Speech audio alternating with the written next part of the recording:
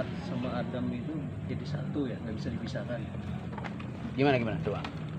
Allah ya Ahmad atau sama Muhammad gitu. Ahmad dengan Muhammad beda. Ya kalau pertama kan Ahmad dulu kan. Ya, Ahmad itu biologis. Sebelum jadi rasul Nabi itu Ahmad dulu ya. Ahmad dulu. Setelah dia berprestasi baru dapat gelar Muhammad. Jadi saya pernah dengar perkataan namanya Allah. Kalau saya di langit saya Allah ya. Kalau saya di dunia saya Adam. Tapi antara Adam dan Allah Ahmad. Benar nggak itu? Antara Adam dan Allah Ahmad di tengah-tengah. Adam dan Ahmad. Allah. Tapi kalau perbuatannya Muhammad gitu. Kok koyo aneh. Ya, jelasnya gini. Allah dan Muhammad itu kan diakui keberadaannya dalam syahadat.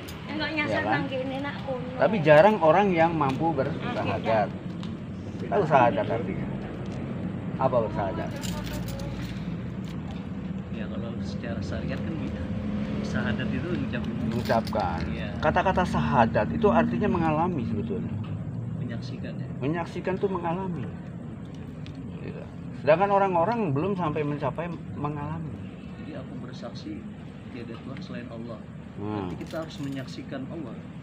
Nah di situ. Allah dan Muhammad itu selalu ada bersama secara makrokosmos. Manusia di dalam diri manusia ya. Muhammad tadinya kan hanya Ahmad. Ketika Ahmad yang ada di dalam dirinya ruh ya, ketika dia masih seorang Ahmad, yang ada di dalam dirinya adalah ruh. Tapi ketika seorang Ahmad ini mampu mencapai moksa, mencapai kemerdekaan, kemudian dia menjadi Muhammad, menjadi bukan manusia lagi. Pada saat itulah ruhnya mengalami semacam kemerdekaan, maka dia disebut Allah. Ya. Allah dan Muhammad. Dalam diri manusia ada ruh dan tubuh. Maka tubuh ini bisa disamakan dengan Muhammad secara makrokosmos. Secara mikro, ya tubuh kita ya tubuh. Jadi asyhadu an la ilaha illallah itu ruh ya. Iya, ruh itu adalah Yahir, ya.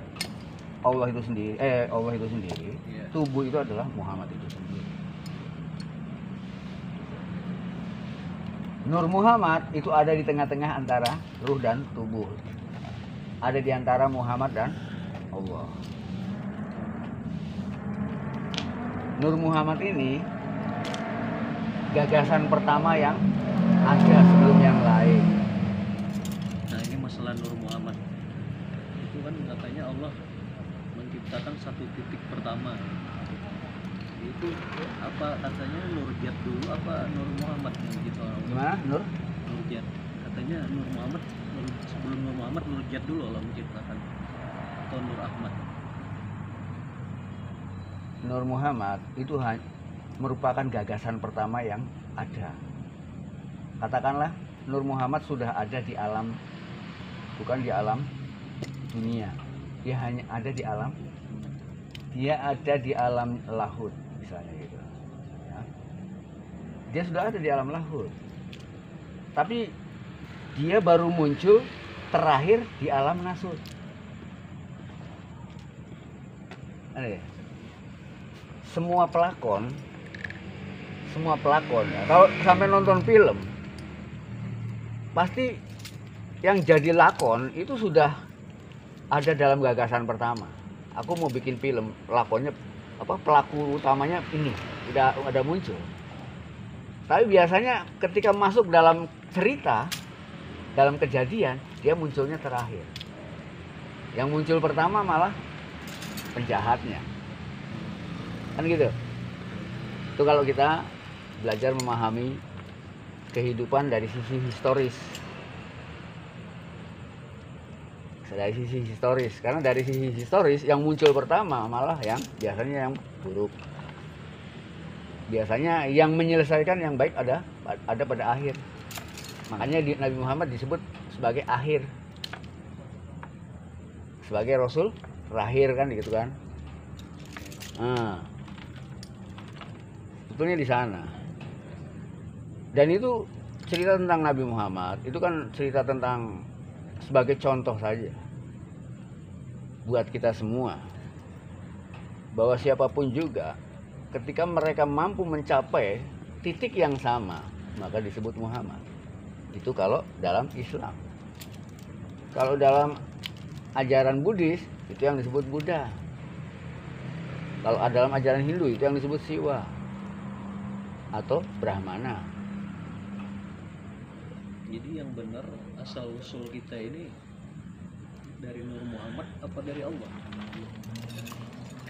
Apa bedanya dari Nur Muhammad apa dari Allah?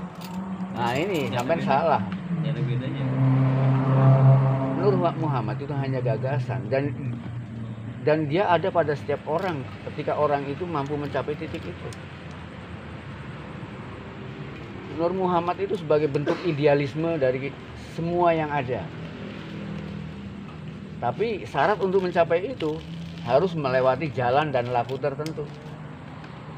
Jika dia gagal maka tidak akan mencapai puncak. Tidak akan mencapai puncak yang dijadikan kiblat Nur Muhammad. Ya semua, kalau kita ingin tahu dari mana kita berasal, ini kalau orang-orang syariat menyebutnya dari Allah. Tapi siapa Allah? Banyak orang belum tahu. Siapa pencipta juga banyak orang belum tahu. Allah itu cuma nama ya. Hah? Allah itu cuma nama ya. Allah cuma nama. Tapi itu nama yang disepakati oleh beberapa komunal, ya kan? Dalam hal ini ada dari komunal Yahudi, dari komunal Muslimin, dari komunal Kristian, ya kan? Itu masyarakat yang mengakui nama Allah. Kalau Buddha lain lagi sama itu. Dalam Buddha, jangankan dalam Buddha. Kalau kita mampu bertemu dengan Tuhan itu sendiri, nah sebutan untuk Tuhan pun berubah-ubah. Sebutan Tuhan, sebutan Allah itu hanya nama yang diketahui oleh orang-orang yang belum mengetahui Tuhan. Jadi nama Allah, nama Tuhan, hanya nama yang dikenal oleh orang-orang yang belum mengenal Tuhan dan mengetahui Tuhan. Coba orang-orang yang masih itu, mereka belum kenal Allah, belum kenal Tuhan. Tapi bagi orang yang sudah mengenal Tuhan atau Allah, namanya sudah beda, bukan itu lagi. Tapi kita nggak bisa menceritakan pada orang-orang yang belum mengenal. Ya terpaksa kita menceritakannya dengan nama yang sudah dikenal. Kalau kita menceritakannya dengan nama yang belum dikenal, ya sama juga. Jadi kalau orang sholat, kalau dia belum mengenal Allah, menyaksikan Allah, sholatnya bisa dikatakan nggak diterima. Ya kita lihat, semua kan ada tingkatannya. Kalau anak-anak sholat, dia punya batas kemampuan.